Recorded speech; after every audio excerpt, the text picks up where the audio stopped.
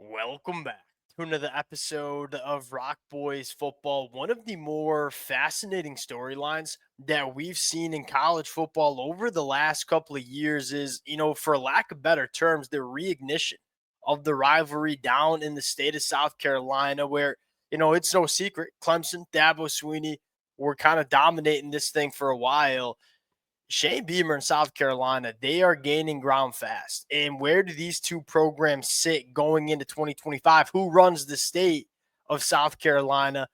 That's the conversation I want to get into over the next 10 to 15 minutes. Now, we're going to do a couple of different things. One, talk about what the recruiting looks like for both of these programs over the last couple of years, talk about what the coaching staff looks like.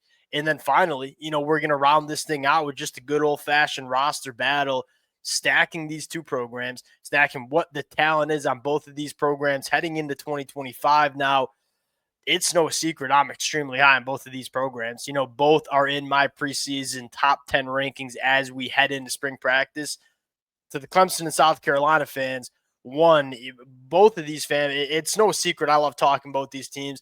The amount of support y'all have shown the fellas has been absolutely amazing. Let it fly in the comment section. This is, in my opinion, what makes college football so great, these rivalries. Clemson fans, South Carolina fans, let it fly. Appreciate you guys. If y'all do enjoy the content, consider subscribing to the channel. Without further ado, let's get into it now. I want to brush on just what the recruiting has looked like for both of these programs over the last couple of years. And this is one of the storylines that I think is kind of sneaky, a reason why South Carolina has closed the gap over the last couple of years. You look at what South Carolina has done on the recruiting trail, 3 straight top 20 classes, but more importantly, what they've done in the state of South Carolina. You go back to 2023, South Carolina lands 4 of the top 10 kids in the state. Clemson lands 0. 2024, Clemson lands 0. South Carolina lands 5. You look at the recent 2025 one, South Carolina lands 6 of the top 10 players in the state of South Carolina. Clemson only lands 2. Now, that's not to say Clemson is not doing a good job on the recruiting trail, because they've been going in the state of Georgia and having a lot of success. But you do look at what the high school ranks have looked like over the last couple of years. Clemson finished with the 26th best class in the country. That is a number that we are not used to seeing for Clemson on the recruiting trail. This is part of the reason I think South Carolina has closed that gap. They are doing not only a good job on the recruiting trail, they're doing a really good job taking guys that fit what South Carolina wants to do on both sides of the football. You kind of got to give the edge to where South Carolina is going on the recruiting trail recently. Now, Dabo Swinney starting to use the transfer portal. That is certainly a positive. I'm going to give the edge to South Carolina. Now, the next thing you want to talk about, coaching staff.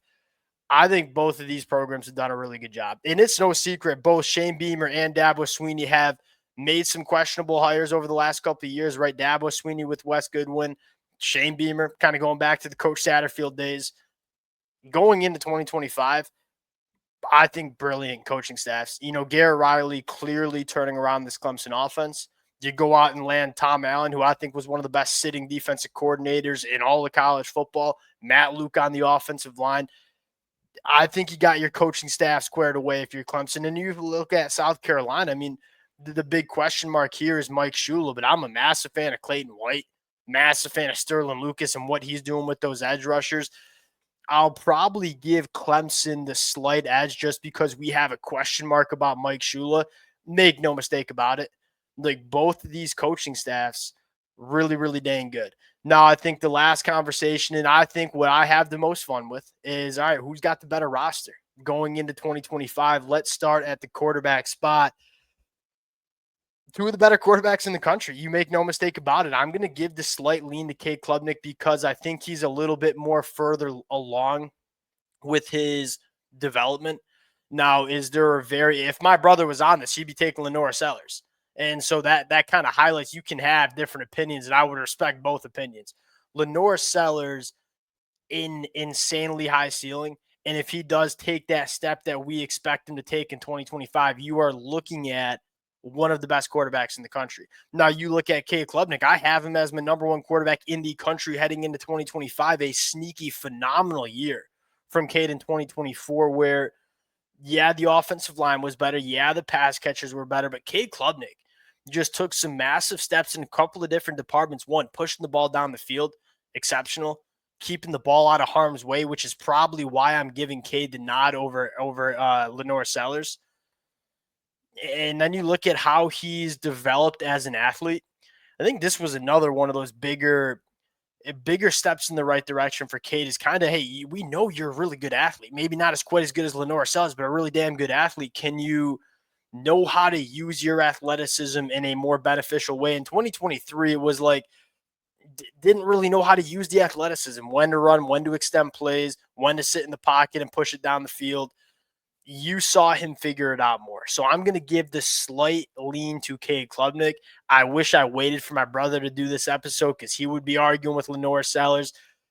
That both these programs got some of the best quarterback play in the country. No question about it. Wide receiver room. Actually, let's start with the running back room first. You got to lean South Carolina. This is, to me, the biggest question mark you have for Clemson. Now, you got two names in David and Gideon Davidson, who I think can be studs, but it's a question mark right now because you haven't really seen a ton from these guys, one being a true freshman, one going into his redshirt year. I look at South Carolina. You got a bona fide difference maker, at least in my opinion, with Rasul Faison coming over from Utah State. So I'm going to give South Carolina the lean at running back. Wide receiver, you got to go Clemson. And look, South Carolina's wide receiver room, like what happens if Nick Harbor reaches his potential, takes another step? Mazio Bennett going into year two. You got a ton of talented true freshmen coming in, Donovan Emerth and Malik Clark, Brian Rowe. But what you saw from these young cats for Clemson, a little bit different. I think it's one of the better wide receivers that you see in the country, right? TJ Moore and Brian Wesco kind of got overshadowed because of guys like Jeremiah Smith and Ryan Williams. They were exceptional as true freshman wide receivers. You look at Antonio Williams, probably the best wide receiver between both of these teams. Tyler Brown coming back from injury. Yeah, it's a loaded pass catcher room. But South Carolina, the messaging I got from Shane Beamer, not personally, I don't know Shane. I would love to know Shane Beamer, but I don't know him, was that he has a lot of belief in these young freshmen coming in, but you got to give Clemson the nod at wide receiver. Here's probably my hottest take that I'm going to have, and that is I'm going to take South Carolina's offensive line. And I'm just kind of betting on some upside here. You look at South Carolina offensive line to start 2024 was just downright not good, right? Josiah Thompson struggled at left tackle. Casey Henry on the right side struggled as well. The reason I'm going with South Carolina is I think the ceiling is just a little bit better. And this is that position group where you're going to give South Carolina the edge because they've just been doing a better job on the recruiting trail. You stack guys like Josiah Thompson, Tree Babalede, Trevon Blah, Cam Pringle, Marquis Anderson. And then you supplement it with some experienced known commodities in the transfer portal on the inside. I think the ceiling is higher. Now, Clemson was more of a consistent unit in 2024. I'm getting to the point with this Clemson offensive line, and Clemson fans might just disagree with me, and I think that's very fair, where it's, hey, when are we going to get this step from Clemson? They took a step from 2023 to 2024. There's no secret about it, but I did feel like you got a lot of guys who are going into their fourth and fifth years, and I think in Walker Park's case, 6th year of college football, where maybe there's a little bit of a ceiling to some of these guys, where I look at South Carolina and say the Josiah Thompson ceiling is one of the best tackles in the country, in my opinion. Tree Babalede potentially kicking in guard, I think would be really, really good. I'm going to go South Carolina because I think the development, a lot of these guys going into year 2, year 3, I think can break out for South Carolina. The Clemson fans, y'all might tear me apart in the comment section. And heck, I might deserve it a little bit. Let it fly there because I'm kind of interested to hear both of this. Some South Carolina fans might be looking at me like you're crazy. I watched that offensive line too in 2024 and wasn't that good. I think it's going to be one of the biggest surprises in all of college football is that this South Carolina offensive line might be really, really dang good in 2025.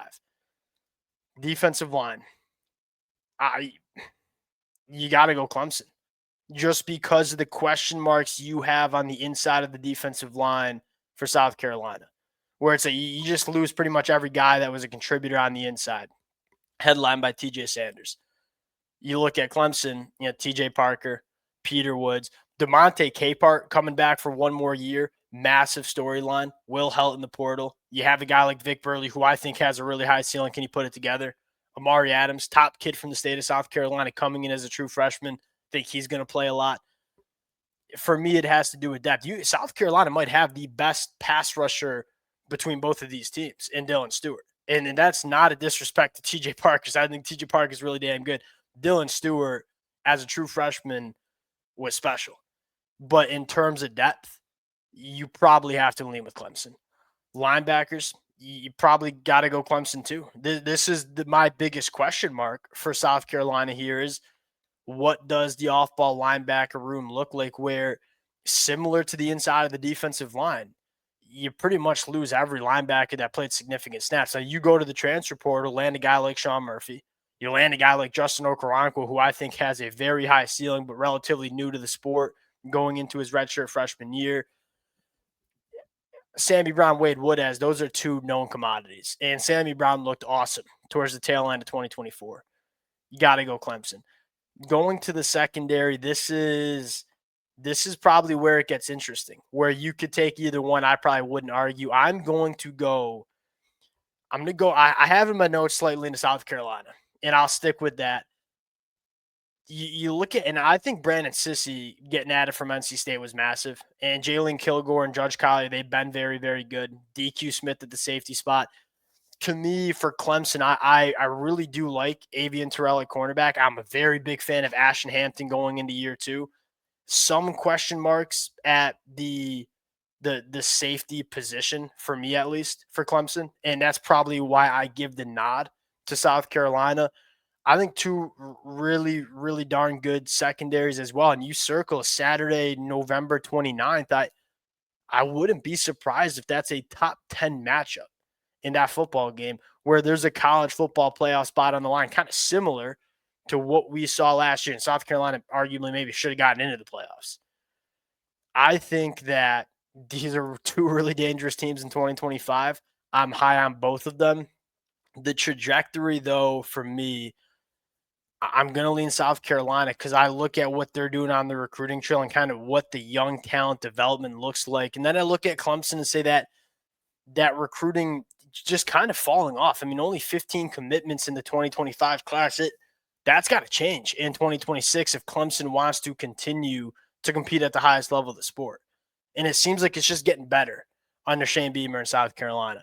We're going to find out in 2025, two teams that I would expect to make the college football playoffs. Let it fly in the comment section. Clemson fans probably a little ticked off at me, which I think is very fair. Appreciate you guys. If y'all do enjoy the content, consider subscribing to the channel. Appreciate you guys. We'll talk to y'all later. Peace.